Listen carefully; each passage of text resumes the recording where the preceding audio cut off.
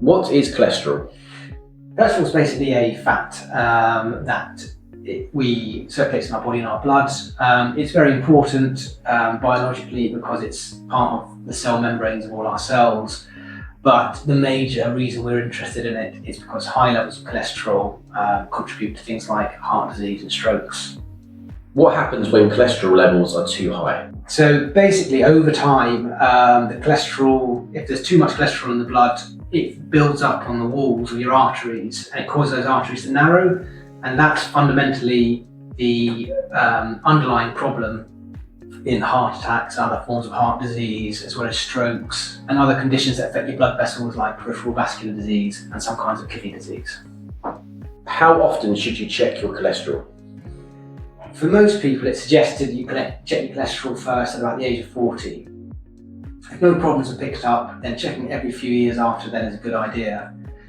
For anybody who starts treatment for cholesterol or who has been identified to have a problem with high cholesterol, then usually we would suggest periodic checking.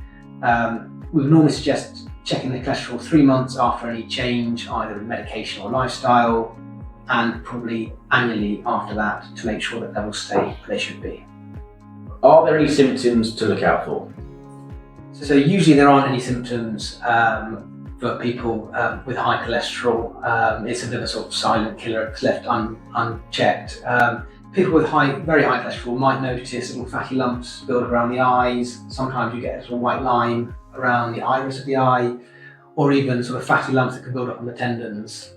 Usually that's seen in people with a family history of high cholesterol.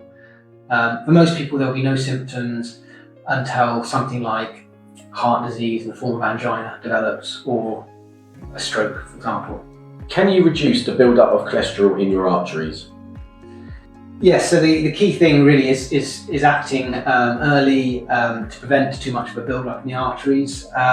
You do this really with lifestyle measures would be the best thing. The things that are recommended are obviously keeping active, keeping your blood pressure under control, not smoking, and following a diet that reduces the chance of cholesterol build-up. So the one that's commonly recommended is something called the Mediterranean diet, which is low in red meats, low in dairy, high in fruit and vegetables, and tending to use that olive oil to cook with.